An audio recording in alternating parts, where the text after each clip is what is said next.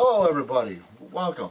This is Dr. Music's Dungeon, and we just saw, the Big Four last night. Anthrax, Slayer, Megadeth, and Metallica. Yes, in theaters.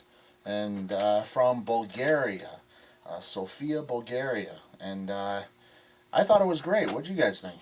It was amazing. Historic. Yeah, it was definitely historic.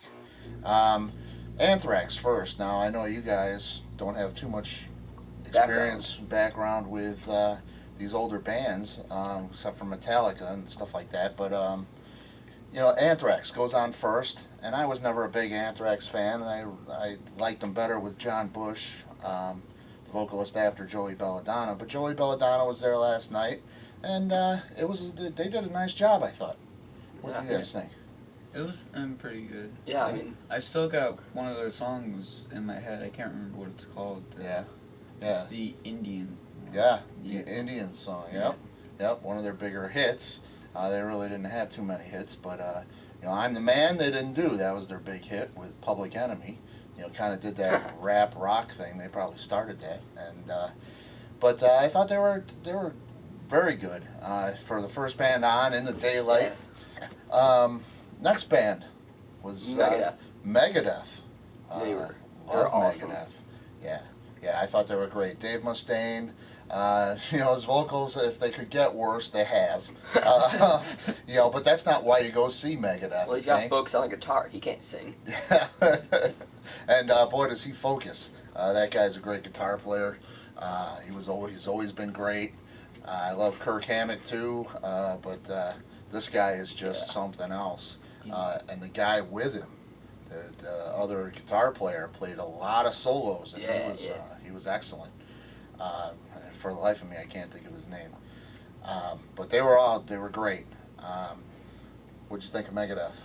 I think it was pretty good. Like I think I might have actually heard some boos down in the crowd when Dave Mustaine came out. Yeah. He's not the well liked guy. But, you know, before that, they did the interviews with Lars and Dave and Scott Ian from Anthrax, and sitting at the same, you know, table, basically, and talking about the old days and stuff. And seeing Lars and Dave within 5 feet of each other was pretty cool, you know, and talking civilly. So they've grown up. But a lot of fans haven't. That's the problem. But then we had the mighty Slayer. Next. Oh my God! People are crazy. People are crazy. We had a pit going in the front of the theater. Yeah, people jumping out of their seats, swinging their heads, hair flying everywhere, people flying everywhere in front of the screen.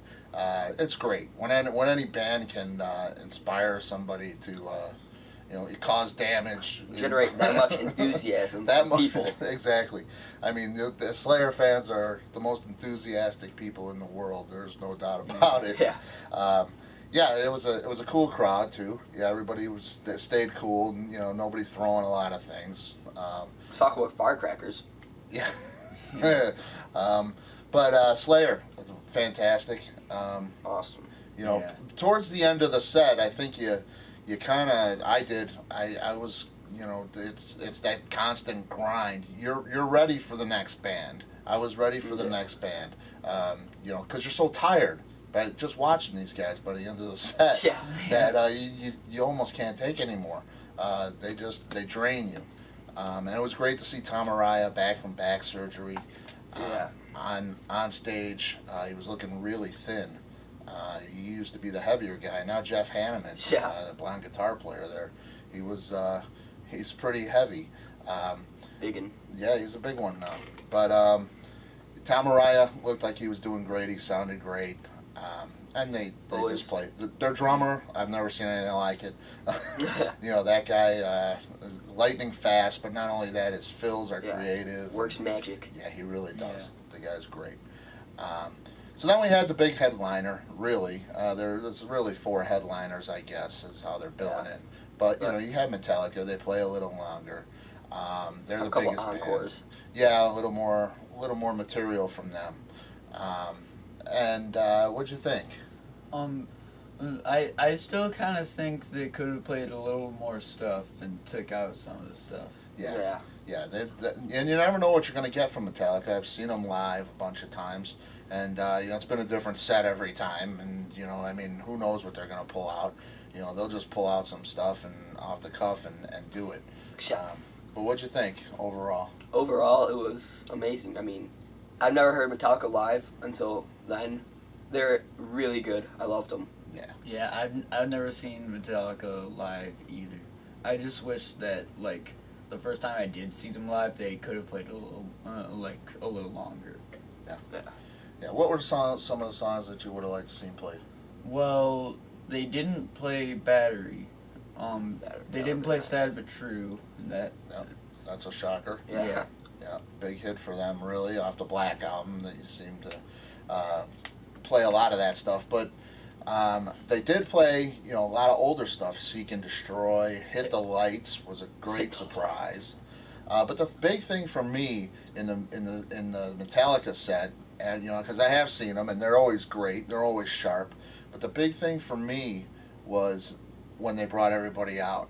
And the Big Four. Yeah, the Big Four. They brought them all out, and I didn't see anybody from Slayer there. I don't know if they're Slayer sending a message, or maybe Tom wasn't feeling good after that back surgery, like I said. But no Slayer guys out. But they had all the other three bands on stage at the same time, which meant we had Dave Mustaine and James Hetfield side by side playing "Am I Evil?"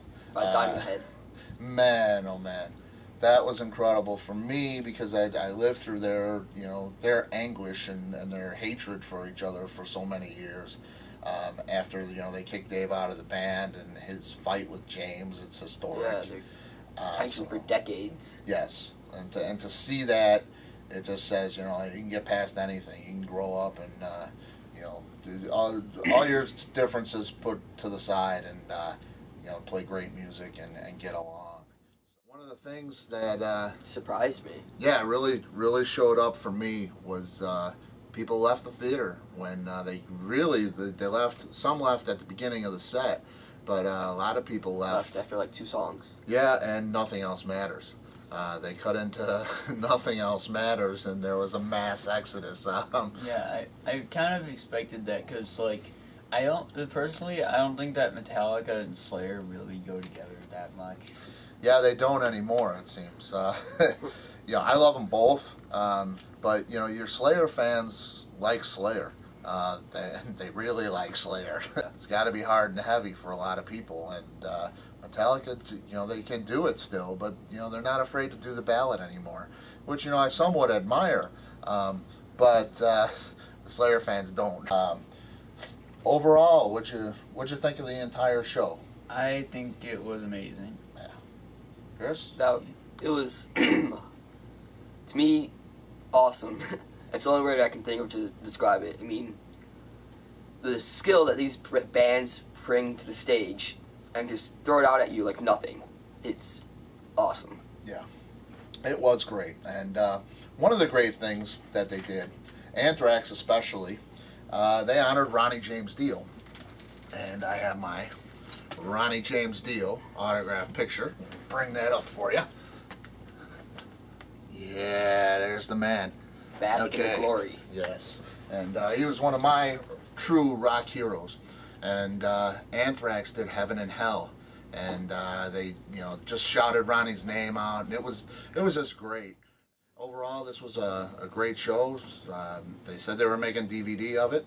So that'd be nice. Yeah, look for that. And another thing, before we went to this show, I got an email, and it said there's a Slayer app out there for Slayer Pinball. What's the exact name of this? Slayer Pinball Rocks. Slayer Pinball Rocks. Look for it for your iPhone, your iTouch. This is a fantastic game. $2.99. You hit the ball. If you love pinball, you love Slayer, you get some Slayer tunes while you hit a ball, a big steel ball around, and the graphics are great on it. So it's definitely something you want to check out.